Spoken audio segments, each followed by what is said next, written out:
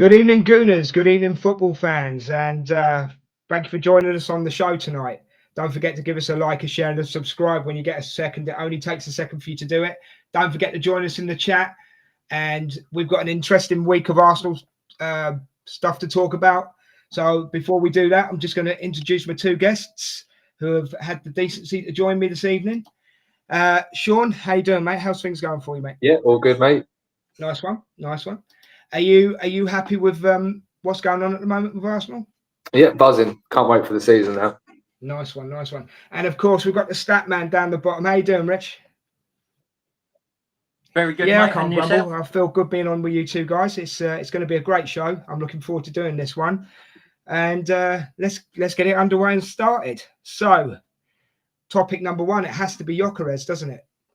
Yeah. So I'm going to let you guys go with it. Richard, I'm going to come to you. Have you got a stat about Gyokeres that might surprise people at all? Yeah, I mean, I think it's his shot accuracy, 71.60% shot accuracy. That will lead to plenty of goals in the league. There will be a drop off from the Portuguese league, but he'll still get that 20 goals a season. We've been people we've been lacking that for seasons as well, haven't we? Since Aubameyang left, really. Or would you say before? Would you say before then? It's Aubameyang, really, though, isn't it? Yeah.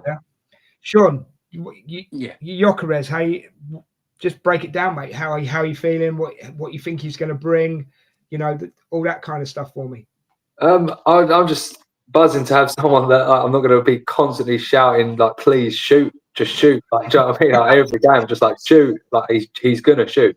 Yeah. If he gets half a chance, he's going to shoot. Doesn't matter where he is, even if it's a stupid position, he's going to shoot. And that's what I think we've lacked for, like you said, since I think he's going to shoot more than Aubameyang shoots. Like, yeah, I actually agree with you there, bro. You're not wrong.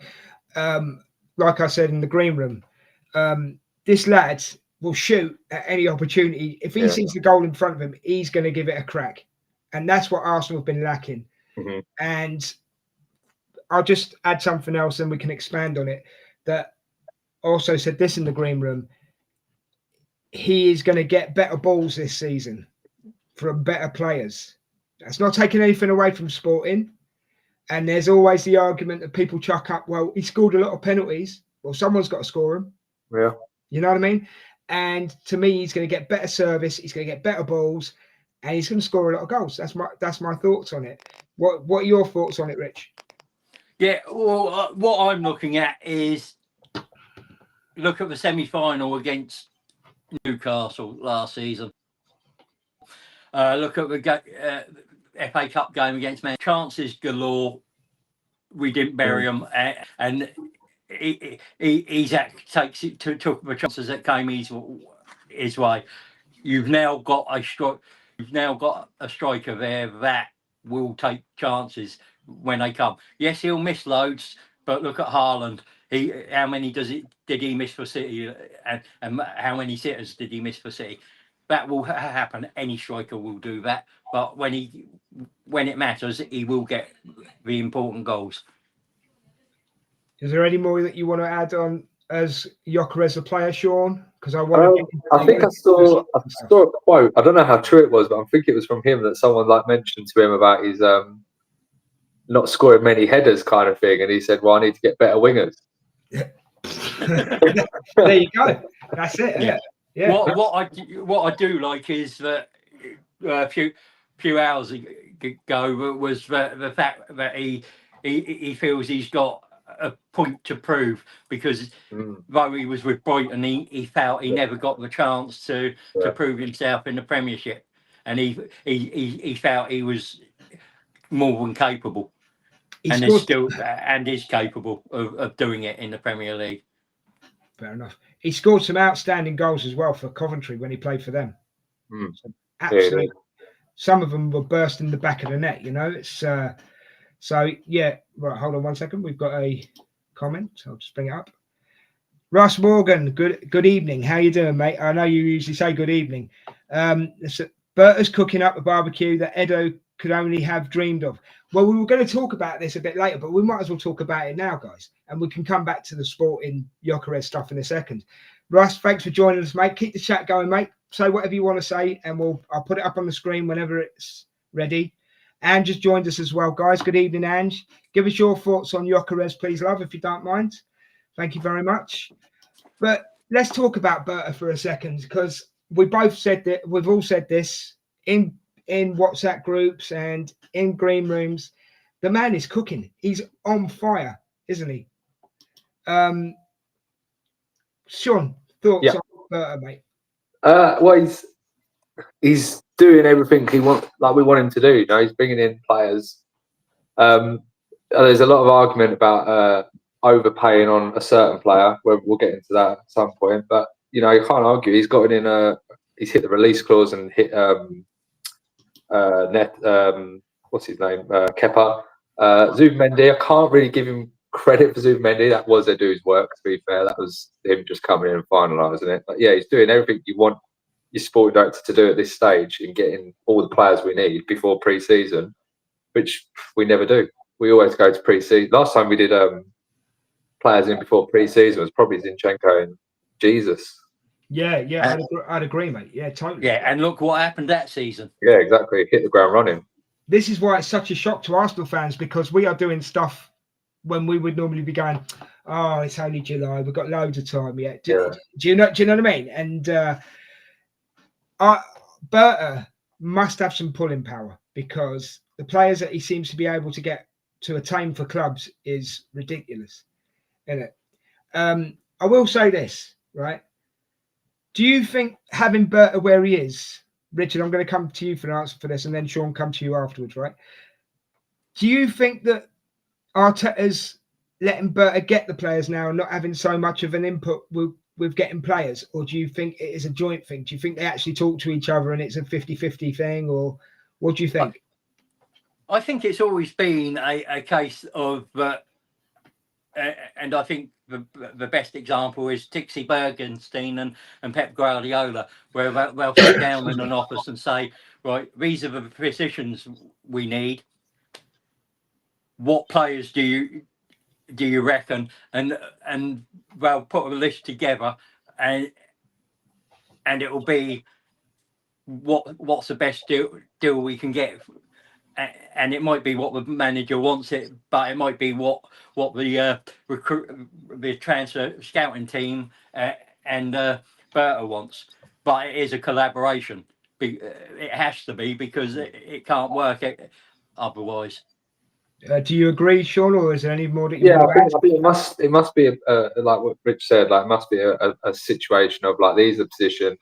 Arteta might go in. These are some players that I've got. Oh God, his name's just gone from me.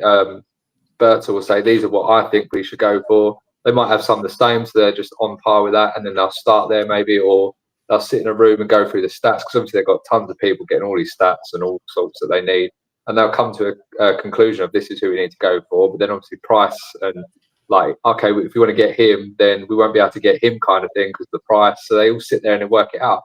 I think the biggest telling thing, though, whether it is, oh, this is what Arteta wants and this is what Berta wants, is this whole conversation about, oh, Arteta wanted Sesko, Berta wanted Gyokeres. If that is the case, then you'll see Havertz starting more games than Gyokeres up front this season.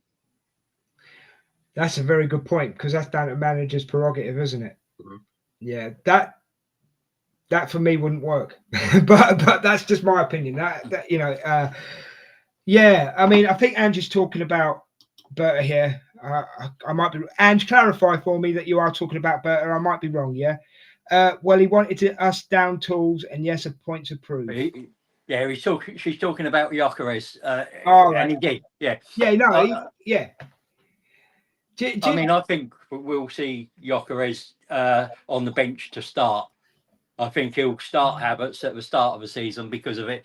He goes on meritocracy, and Gyokeres will have to earn that starting spot. But I think within the first six games, you'll see Gyokeres earn that spot. Okay, that's fair enough. I want to dive into the situation with the deal between Arsenal and Sporting regarding Gyokeres. Now, last Sunday we were saying it was a done deal. Well, sorry, we weren't saying. Sorry, let me rephrase. People were saying it was a done deal.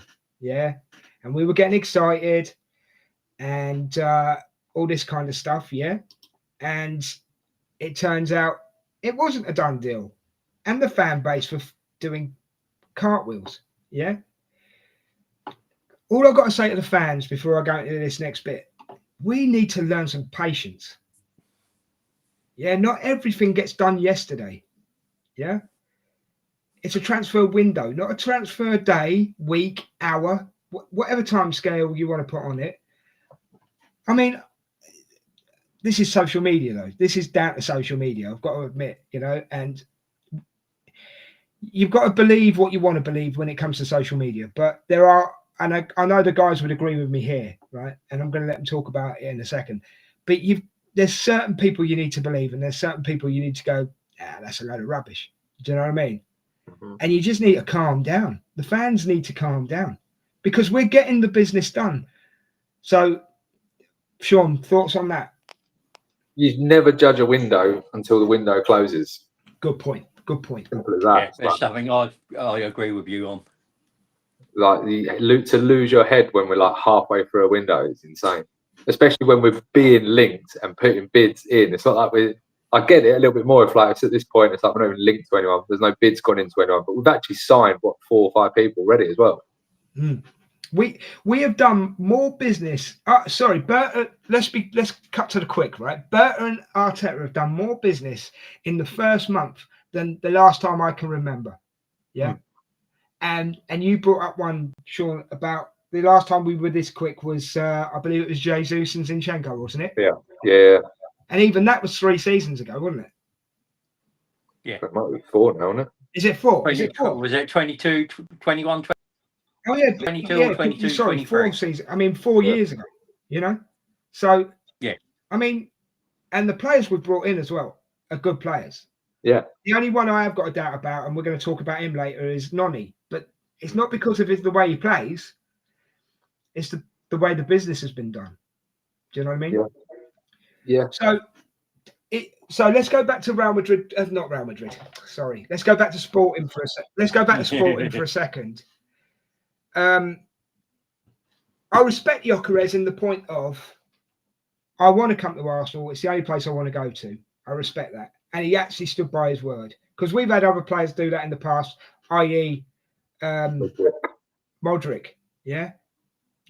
So when he started going, I only want to go to Arsenal, I was like, I'll hold back. I wanted him. Don't get me wrong. I wanted Gyokeres, but I'll hold back. But he is actually, with respect, he stood by his guns. He's told Sporting he's not going back to training. Of course, they had to come out and say what they had to say about him being fined and he can sit on a bench for 3 years. But obviously, we've struck a deal, and that is that. For me, Sporting have spat their dummy out, I think. What do you guys think? I'll go with you first, Rich. Yeah, well, I mean, Gyokeres got upset because he thought there was a gentleman's agreement for a certain price. Sporting president said, I didn't say that was the technical director that went to and he stood his ground. He's protecting Sporting Lisbon's right. But all these people saying let's pay the 5 million, let's get why we paying for madueke and haggling over 5 million. Ornstein and Romano have tweeted not less than an hour or so ago, but we're getting that deal for 63.25 million plus 10 million in add-ons.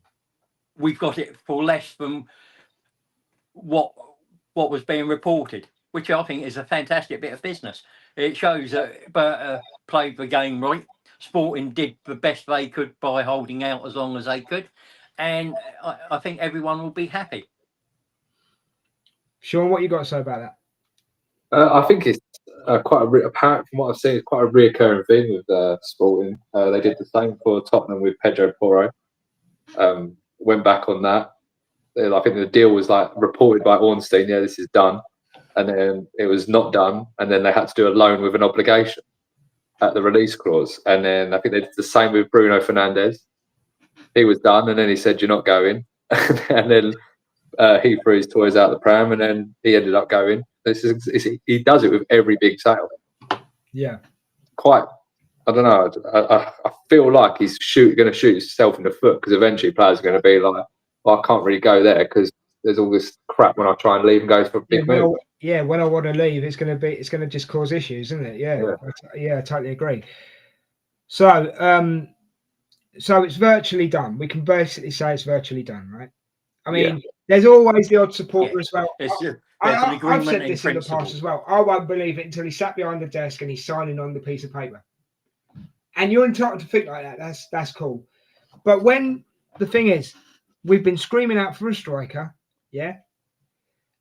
This lad will get us 20 goals a season, I think, even more than that, yeah. And I know people, as I've said before, people throw the penalty thing. He scored a lot of penalties, but someone had to score them. That's what I say to that, right? Good to have another good penalty taker. It will be, yeah, and not all the pressure on Saka. You know, and you know, the last time we had a 20-goal person was Aubameyang.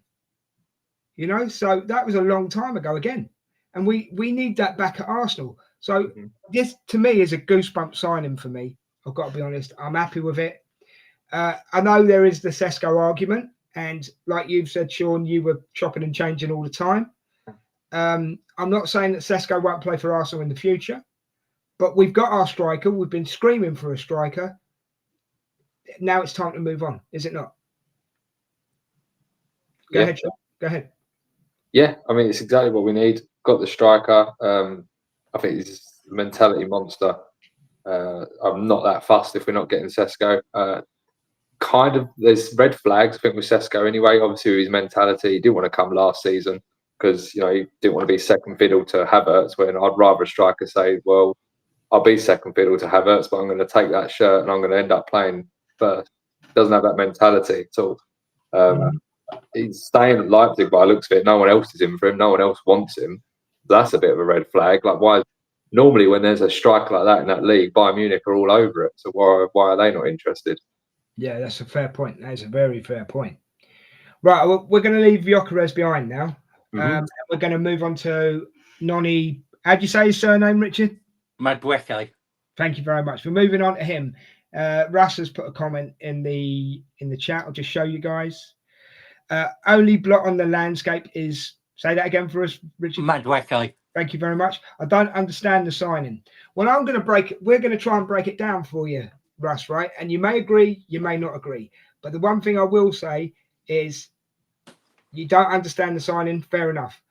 But you've got to accept that he's now an Arsenal player. And when he puts that shirt on and he steps onto that pitch, we have to show him respect. Yeah? That's what we have to do, right? And there's been a lot of crap floating. I'm going to say it. There's going to be a lot of crap floating around about Noni, what people think. I mean, there was someone painting something on the stadium. Do you know what I mean? That's just drastic and stupid. I'm going to say it now. Drastic and stupid doing stuff like that. Yeah. End of the day, he's a player. He's a human being. And now he plays for Arsenal. You just have to accept it. The only thing I'm not happy about with Noni is the price we paid for him, because I don't think he's worth that money. But that's my 2 pence on it. Sean, give us your thoughts, mate. I actually got no issues with the signing at all. I didn't mind him at Chelsea that much. I think he's played quite well when he's played for England. I think he's a good cover for Saka, and that is one thing that I think we've needed for the last 3 seasons, is someone that can take minutes off of Saka and do a job there. Not just like a job, just do a decent job as well and score goals, provide assists, and almost play, not exactly like Saka. He's a lot more a ball carrier than Saka. And I think it's just what we need. But I also think he's a great option on the left side. And I wouldn't be surprised to see him starting on that left side, because it provides something completely different that we've not had on that left side for a while, which is a left-footed person and almost become what Rafinha's become at Barcelona on that left side. He had the right side. Yamal's taken that, then moved into left, and he's like nearly been a Ballon d'Or winner. Someone that can come in on the left, shoot across goal with his left foot, go down the touch line, get across in on his left foot. I think it's another option on that left wing, which is, I think, and it's not a bad thing to have. Saka cover and another left wing option. Nicely said, mate. Well done. Your thoughts, Richard? Yeah, I mean, I will say I didn't have any issue with the deal. I'd like to see us get a little bit cheaper than we actually did, but that's just about saving money for other deals. But he will be back up for Saka. He will be on that left wing as well. He's got that versatility. But if you look at a lot of our signings, Gyokeres, Zubimendi, Norgard and madueke himself, all very good on the transition. And we were really poor last season in converting transition chances and making the most of the transitions we got. And I think you'll see that when he pulls on that shirt and steps across that line. He might not bang straight away, but I do expect him to work out. Well, there's that. If I can expand on what you're saying, what you two guys are saying, there's that saying, isn't there? Premier League proven. Mm-hmm. Yeah. The only thing that was niggling me in the back of my mind when I thought we were even close to signing him was, oh no, not Chelsea again. Yeah. Do you understand what I mean by it? Yeah. And it's not that I've got anything against the player personally. It's just that our experience with Chelsea players hasn't always been the best. Yeah. No. And I was a little bit concerned about that. Do you know what I mean? I think the way you got to look, especially in the future, is the way Chelsea are in the transfer window. There's always going to be some good opportunities to get some good players from them, because eventually they keep buying and people are going to keep getting upset playing there. As well, can I ask a question? Does anybody know? Did he have one of them stupid? Actually, Ange said that he's escaped. So this kind of leads into my question: was he on one of them stupid 8-year contracts? Yeah, he was. So no wonder he wanted out from that then. Yeah, I will say though, on the price tag, because I think that's where a lot of people's biggest issue is. What was it? 52 million in the end. In the end, I think it was. Yeah, I think for a 23-year-old Premier League proven right winger that's got international duty. You've just seen English as well. Just seen Kudos and Alanga go for nearly 60 million, and we've done that 8 million cheaper. Yeah. No, I get it. In terms of market value and how they've gone, we've got on that less. I must admit, I do want to pick up on a point that you guys mentioned about Saka as well, because as much as I love Saka, and I do, star boy, deserves all the plaudits he gets, right? He's overplayed. Yeah. He's overplayed, yeah. And I don't think he would have got that injury last season if he hadn't been overplayed. No, he's played in games as well. A lot of times last season where I've sat there and thought, why is Nanieri not playing this one? Yeah. I'm on with you there, mate. Ranieri was a great option when, especially in games that, I say this loosely, but the games you're going to win. Yeah. There are them kind of games in the Premier League. Mm-hmm. You put Ethan on, and if by half time or 70 minutes to go, if it's still not in your favour, then you chuck Saka on. Yeah. That's how I look at it. Look, end of the day, give the boy a chance. We all have to give the boy a chance. Yeah. Russ, I hope we've helped you there with Yeah, I mean, I think echoing what Sean said there was for me, it's a bit like living your life. If you have an argument, you go to sleep. The next day's new, slate's quite clean. You do that with every Chelsea player. Every new season, when it comes to a transfer window, it's gone. It's forgotten. You start anew. And it's completely different. Well put, Richard. But I hope, Russ, that we've helped you with your trying to understand why we bought him question. I hope we've helped you out there, mate. Don't forget, guys, join us in the chat like Ange. Thank you, Ange, for being here. Thanks, Russ, for being here. you know, have your say. That's what we're here for. And we can talk about whatever you want to bring up in the chat. All right. So we've covered Gyokeres. We have covered Noni. Say it again for me, Rich. Thank you very much. Des, before we move on from madueke. Yeah, please go ahead. Go ahead. For yourself, who would you have rather we got instead of madueke to be a backup for Saka? That's a really good question. Actually, it's really. Do you know what? I thought Eze was going to end up before the madueke, because we've shown interest in Eze for quite a while. Yeah. Yeah. And I honestly thought, even though he's more of an attacking midfielder, I thought he might go as the backup for Saka. That's the only way I can answer that question. Yeah. So but every time I've seen Fab or Ornstein say anything, they're always saying the Eze deal is separate to the madueke deal. Yeah, no, I get you. Look, as I said, mate, the only real problem I've got is it's Chelsea again, and it's the price I just thought was a little bit too high. And one thing I will say in Noni's defence, here's his opportunity to shut people up. Yeah, 100%. It's going to be a great day when he scores against Chelsea. And if he does that, credit to him. You know what I mean? And I will say this. And guys, I'll say it again, and I've already said it. Give the lad a chance. Yeah, I think one more thing. One more thing there is that now we have to see how Arteta can handle making those rotations and with better quality backup. With last season with Nwaneri, he's young, he's not got the consistency. Now you've got somebody that is that quality and will have that consistency. Will you use him? Will you make those rotations correctly? Well, there's the other point. It puts a spotlight. You've mentioned Ethan, right? You could have also used Ethan as backup for Saka on a more regular basis. Yeah. Yeah, I just don't think he would. Go on. I just don't think he was quite ready. There was a period there where we weren't playing properly well enough, but his form dipped as well. Well, yeah, Sean, you asked me the question, and it was a great question. I'm going to ask the chat.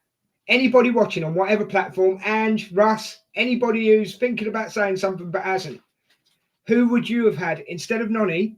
Who would you have had as backup to Saka? Put it in the chat, and it'll be interesting. Don't worry, we're not going to take the mick out of whatever you say, but we will give an opinion. All right. So put in the chat, guys, who you would have as Saka's backup. If you wasn't going to have Noni, who would you have? Okay, put it in the chat for us. Right. Before we go on I'm going to move on now, guys. I want to actually talk about Norgard for a second, who has officially joined Arsenal now. So welcome to Arsenal, Norgard. Enjoy your time here, mate. And so I'm not going to give you a caveat on this. I just want your thoughts. Richard, your thoughts on Norgard, mate, because you seem to be quite up with him. So this is an amazing bit of business. It's one that's probably the most surprising in the window, and could be the best deal in the window. He's Brentford captain. He experience. Now he runs himself into ground. Great at interceptions. Great at block tackles. He's got a very, very good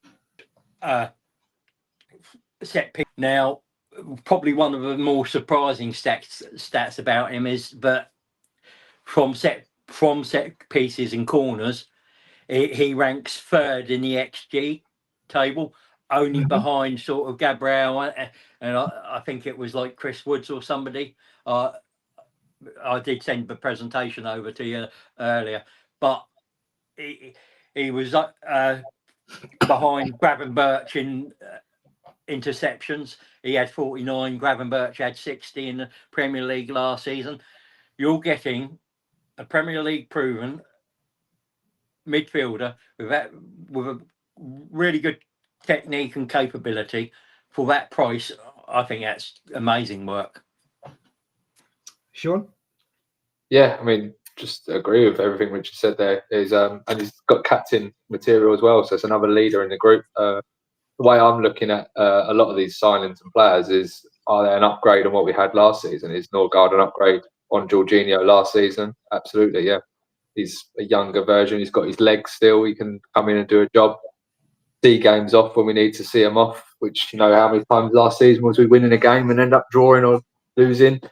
The same with Madueke. Is he an upgrade on Sterling? Like 1,000% he is, yeah. Oh, without a shadow of a doubt. Yeah, we don't even need to mention his name. I'm sorry, Nonny, that we've mentioned Sterling's name in your name together. It was in context, so you'll have to forgive us for that. No, you're right. No, you're right. I mean, Jorginho, I loved Jorginho. I thought, so did I. You know, great player, brilliant player. I've got to say, brilliant player, great servant. But yeah, Norgard is an upgrade. He is an upgrade. And look how many. Do you know what I love about the building of this team so far, guys? Arteta's got so many options now.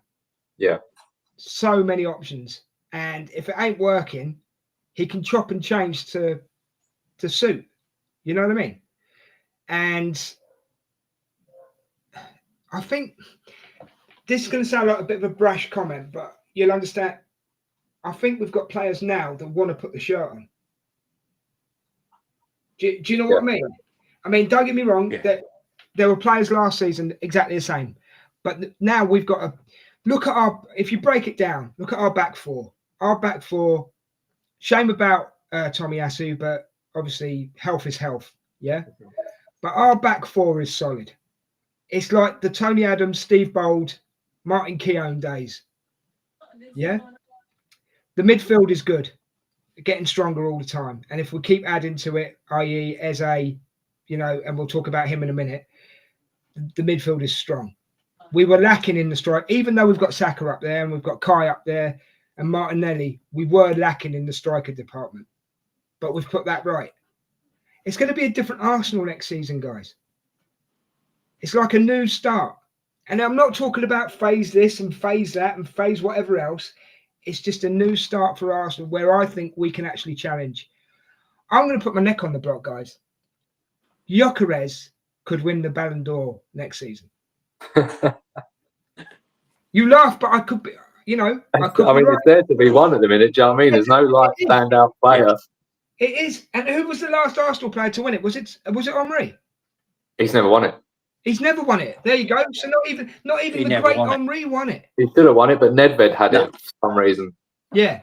So you watch next season. It's going to be him and Haaland and Mo Salah. Take them three as an example. They're going to be fighting for it. That's what I think.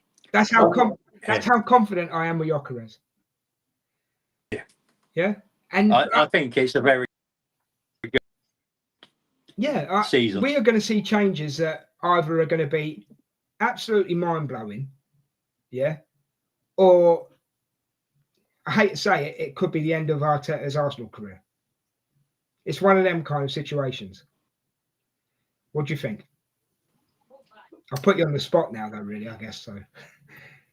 I can't see it being a bad season next season. I can't. I'm not going to disagree with you, Sean. Sorry. How the season we just went and getting to a semi-final and finishing second with the injuries that we had compared to the teams around us. I mean, if we go next season with all those players fit, plus the additions fit, there's no reason that we shouldn't win the league. Fair enough. What's your thoughts on it, Richard?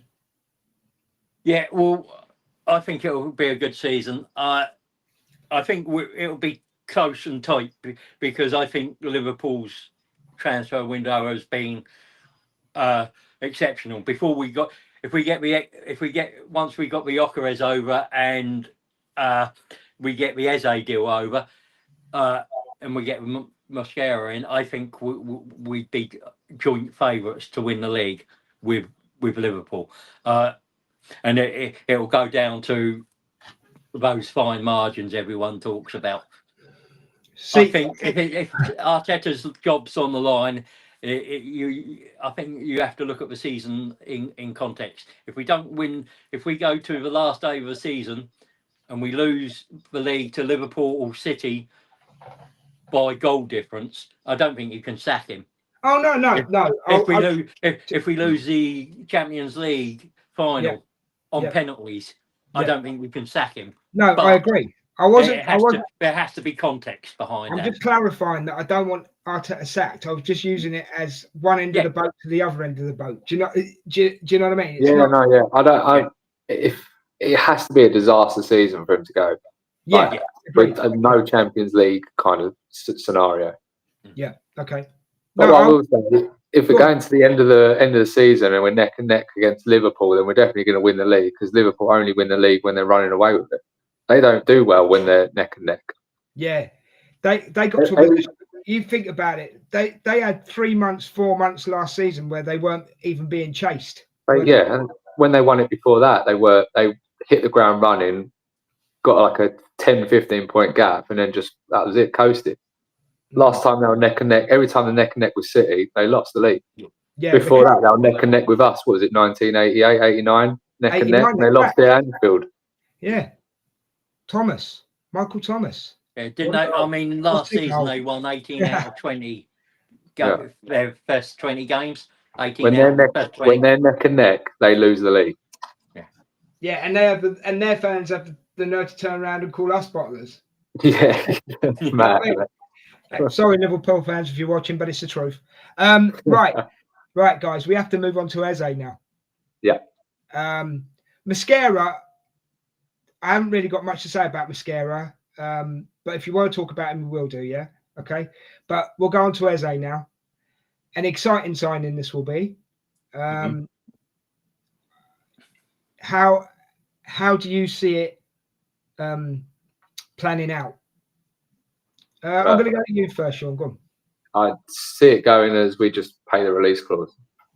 Just a release clause, yeah. Yeah, I don't. Why do Palace don't need to sell for less? So why would they sell for less? Fair point.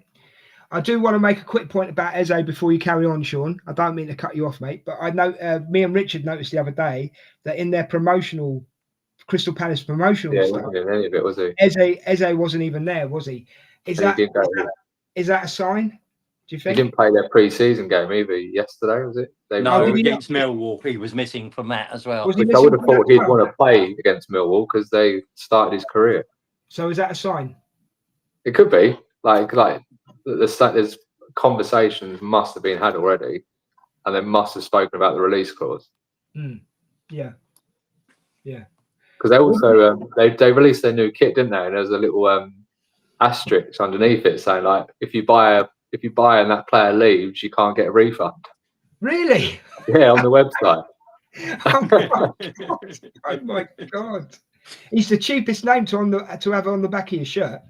Yeah, but they would only put that if someone they know is going to sell a lot of shirts might be going. Yeah, you know what I mean? And he's going to sell all their shirts. Yeah. Him and Gay, isn't it? Him and Mateta, I would have thought. Would you agree? Would be the top shirt seller. Yeah. What does he bring, Richard? What does he bring to Arsenal, Eze? In your opinion? Unpredictability, speed, decent transition, and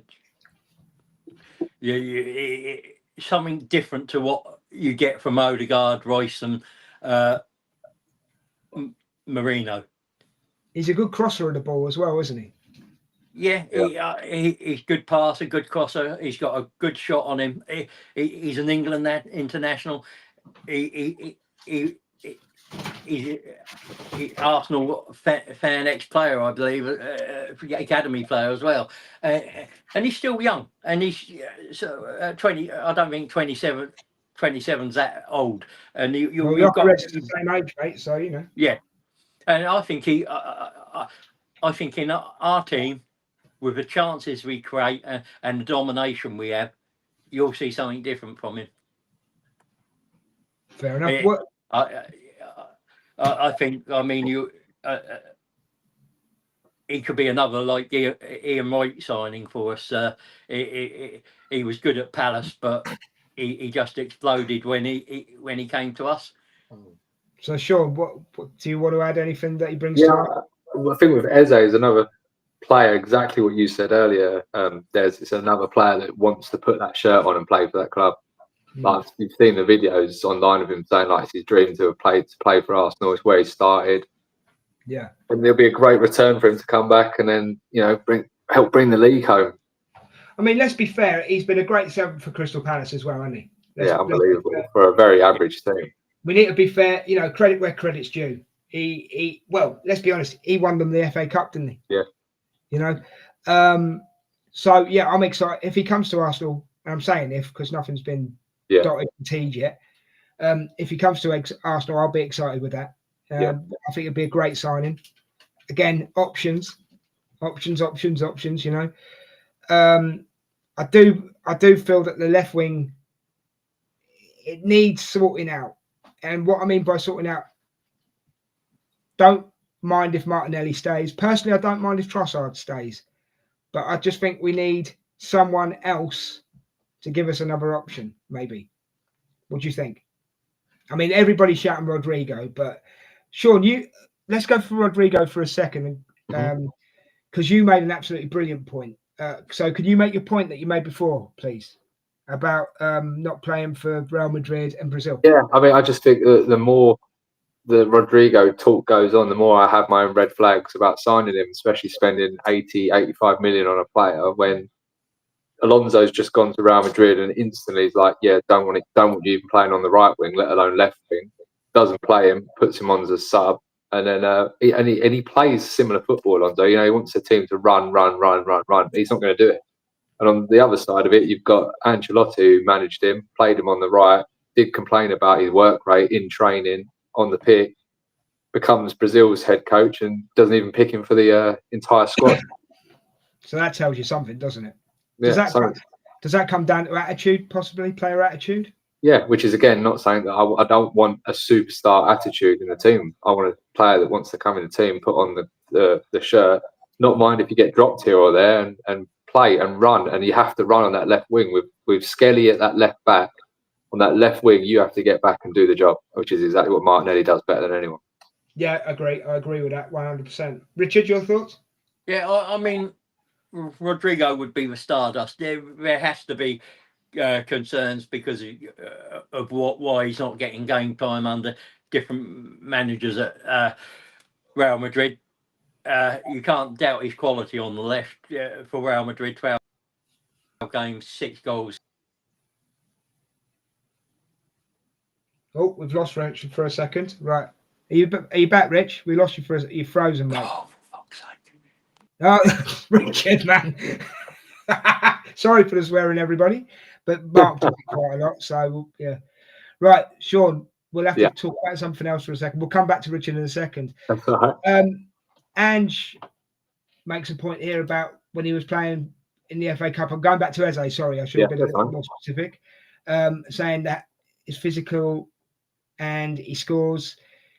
She summed him up pretty well, really, didn't she? Yeah, you can't knock him off the ball. He's very difficult to knock off the ball, especially a bit like Skelly. Like he's very press resistant player as well.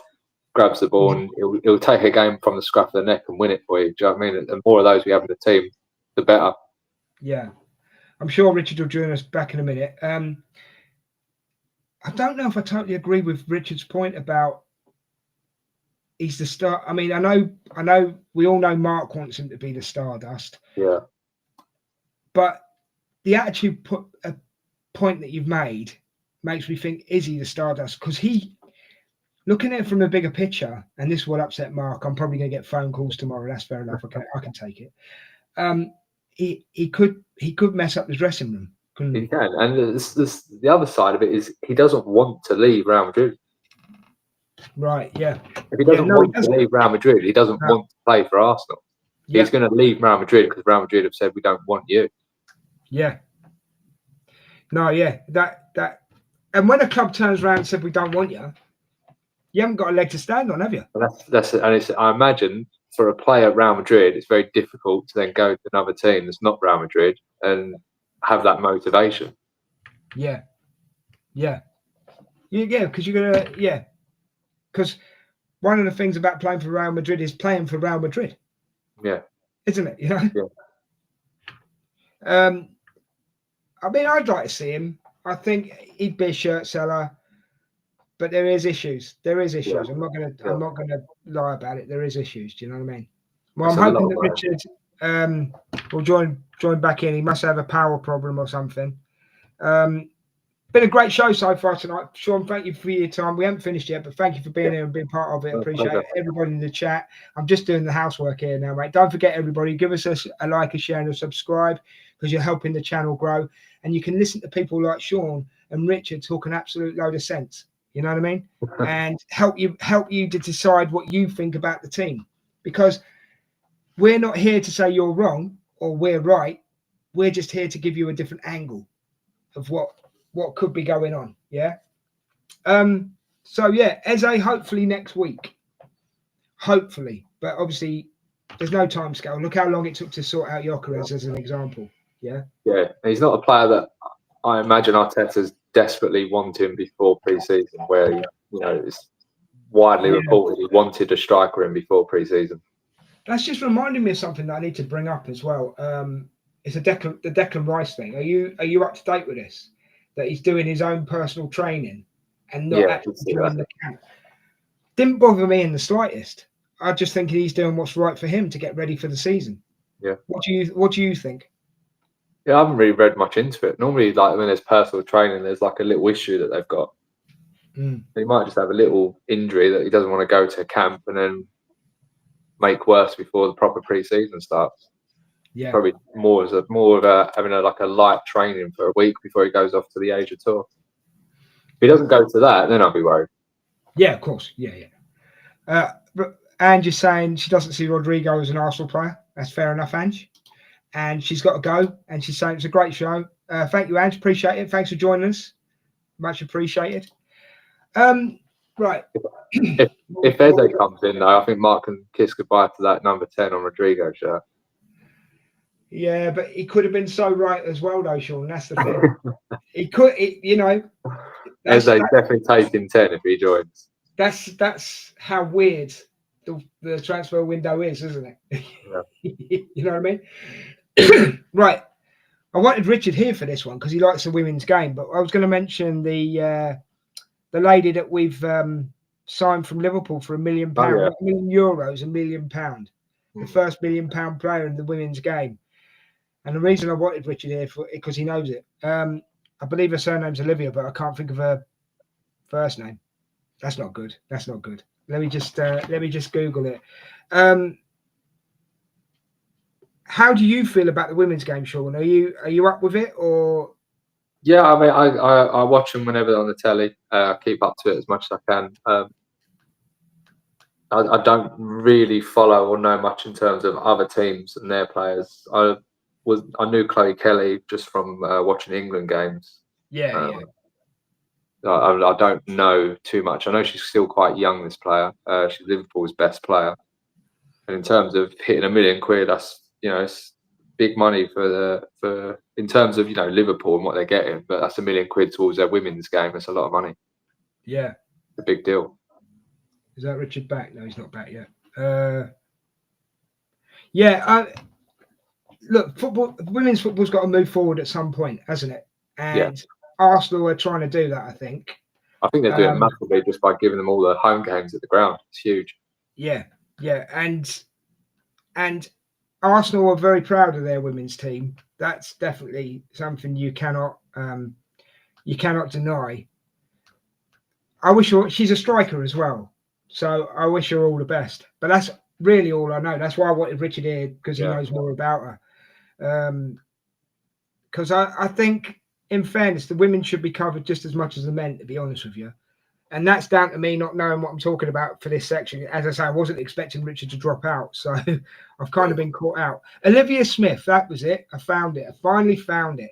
£1 million player in the women's game after agreeing a world record fee from Liverpool. The Guardian reports a 7-figure deal has been accepted for the 20-year-old to move to the North London club. She must be some player if they've managed to get £1 million for her. Yeah. You know? Liverpool aren't a great women's team either, are they? Not as far as I know. No, they're not. Yeah, they're not as good as the Arsenal women's team. I don't think. No, I think they're like I'm just trying to see if there's anything else that I can bring to the party. Really. Blah blah blah. It's believed the fee will surpass Naomi Guillermo's 900,000 move to Chelsea from San Diego Wave. An American for 900,000. Flipping heck. Do the Americans know how to play football? They're pretty good there, women's team, aren't they? They won the World Cup. No, I'm just doing that because I know Brian's going to be watching this back later. And he's going to give it to me in the group, mate. That's the only reason I said that. Oh, God, I'd love to check something with Brian because I've got this guy on TikTok that keeps coming off my feed, and it's some American geezer, this fat American geezer, and he starts every video with he's going to be the starting centre forward for the American team in the 2026 World Cup. Yeah. I've got so I'll have to send it into the chat and see if he's seen it. Oh, you'll kick him off. Mark's phone needed something. Mark, I told you we were doing a show. Oh, he's an idiot. Anyway, I digress. Have we missed anybody out? Let's see. What else was I going to do? Oh, yeah. The question, surprise signing of the window so far, or just be the surprise signing no matter who else we bring in? Go for it, mate. What's surprising in who we brought in? You're surprised in who we've brought in? No, is that what you're asking? Who is your surprise signing of the window that you didn't expect, or who will possibly? When I say surprise signing, what I mean by that is who's going to turn out to be the surprise player on the pitch next season? Oh, it'll be Zubamendi. Zubamendi. Yeah. Can you tell us why, mate? I think so. The way I think Zubamendi is going to go is last season. If Rice was good, the team was good. Seasons before that, if Odegaard was good, the team was good. And I think this season, if Zubamendi is good and playing well, then the team's going to be playing well. I think he's just going to tick the whole game, every game. Everything's going to, they have that whole intro video when he joined of like the everything goes into the beat and everything like that. That is him. He is the beat of the team. He's a great tackler as well, mate. The way he gets the ball back is crazy. How he doesn't give away loads and loads of free kicks, I'll never know. I think what people will need to get used to with him though is he's going to get run past. Yeah. He will get run past, but not that much. But it will happen, and there's no need to panic because we've got the back four and Rice there. It's not a worry. Yeah. But if he's in sync and he's having his game, the team will be unreal that day every time. I want to agree with you on that one actually, because I said to you in the green room before, everybody says don't watch packages on YouTube about football players, right? But I watch some of these packages of him and my jaw just drops because I'm like, how did you do that? How did you do that? Yeah. And yet I disagree with this. Don't watch these packages, right? I told you this before, didn't I? Yeah. I disagree with this, right? Because if the person didn't have the skills to do what you see in that YouTube package, it wouldn't be on film. They wouldn't have said, look at these skills of Zubamendi, or look at it doesn't have to just be Zubamendi, it could be Gyokeres. Look at all the goals that Gyokeres has scored, blah blah blah. You've got to I think you do need to look at packages because you need to see what's coming at your club. Especially for someone like me, and I don't mean this disrespectful, I actually mean this as a credit to you. You and Richard are stat guys, where I'm more of a goal scored. A goal scored is what matters to me. Do you know what I mean? Where you and Richard love the stats, and that's credit to you because that's what that's what you enjoy. Yeah, that's why I do the watch alongs because I'm not worried about the XG and the passes here and all that. That don't mean nothing to me. XG is just 2 letters in the alphabet. Do you know what I mean? It's like who scored the goals and how did they score them? That's what excites me. I finish a game of FIFA. The first thing I do is check the fucking XG. Do ya? But that means the point I'm trying to make, mate, and you're not wrong. It means something to you, doesn't it? Yeah, absolutely. This is going to be a bit of a hard, and I'm only asking you because you're a stats man, right? Saka's been probably the best stat player over the last couple of seasons. Would you say? Yeah, absolutely. Declan Rice is getting up there, isn't he? Oh yeah, he's improving year on year, especially with his goals and assists and everything. Do you think Zubamendi will be high in the stats next season? What, in terms of goals and assists? Not so much goals and assists, more I would just say, because to me, I mean, correct me if I'm wrong, and throw your own thoughts in here, right? To me, Zubamendi's he's a playmaker, he's a goal maker. Yeah. Not so much a goal scorer, you know? I think he'll be up there in all the defensive stats, the interceptions, the passes as well, long passing as well. He's range and long passing. I don't think in terms of assists will go up. I feel like he's more of a pre-assist player. Like he's going to release the player that's going to set up the assist.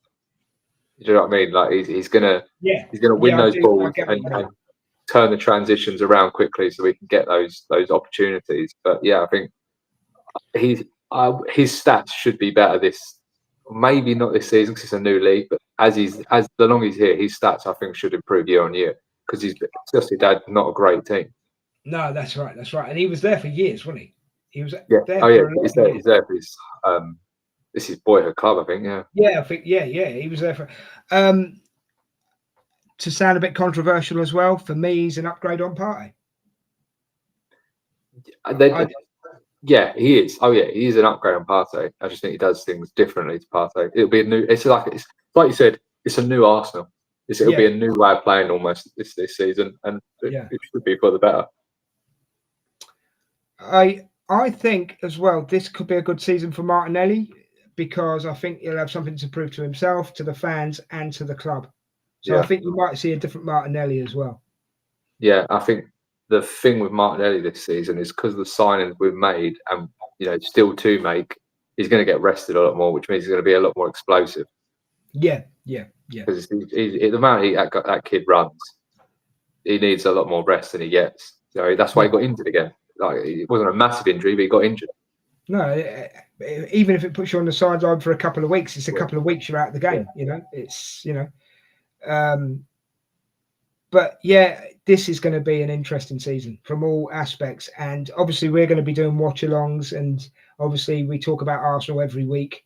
It's been a bit quiet in the transfer window because there's not so much to talk about really, unless something happens to the club, but go on, I'll put you on the spot, mate. Well, let's just say we've got Eze and the young defender, Christian, as well, right? We'll bring them in. We'll cut the players off there because we might bring others in as well. But let's just say them two and the ones we've got. What is your starting 11 for the season? Starting 11, it'll be Gyokeres up front. Yep. Martinelli on the left, Saka on the right, Odegaard, Zubamendi, Rice, and then the normal back four of. Literally, I think the only thing for me that changes is Gyokeres starting and Zubamendi. That is the change. Right. Okay. That's absolutely fine. I just wondered what I thought you might have been a bit more conflicted in the midfield regarding Eze coming in. If I'm honest. Yeah, I think that's more of as the season goes, that might change. Like if Odegaard plays like he did last season, then I'll take Odegaard out and have Eze start every game. I mean, I'm Odegaard's favourite #1 fan, mate. But end of the day, if he has the season he had last season, I agree with you. You got to chuck Eze in, yeah. Sure. But when Odegaard plays on his day, he's up there, isn't he? Yeah, he's captain. He has to start. Yeah. Richard, before we go, mate, we did talk about Olivia Smith, but I kind of hashed it a bit because I forgot her name. So before we go, quickly give us your thoughts on Olivia Smith, and then I want you starting 11 in the regards of we signed Eze and Christian. Let's just say the cut-off point is Eze and Christian. I want you starting 11 from all the players that we've brought in for next season. But Olivia Smith first, mate. Give us a bit more information on her, will you please? Yeah, Canadian international, 20, winger, very good in the press, not many weaknesses, and World Club woman's record for transfer fee, £1 million. So a very good signing, adds depth, adds quality, and I think she'll bang for us. Okay. So my team, you're going to have to start with Raya. Probably my most conflicted would be that right wing, either Timber or White. But I think we'll probably Timber will probably be the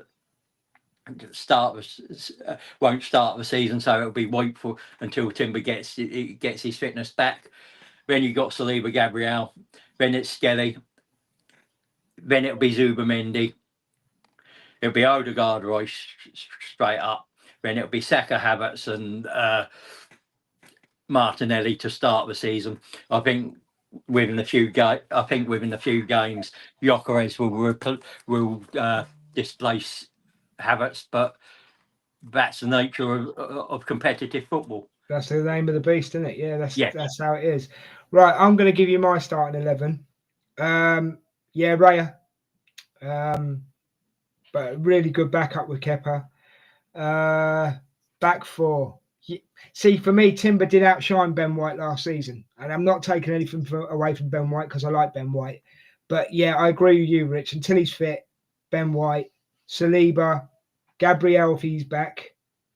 If he's not, I'd stay with Kivior at the moment, unless Christian comes in. Well, I've said he's coming in. No. So if when Christian comes in, Christian instead of Kivior over Gabriel.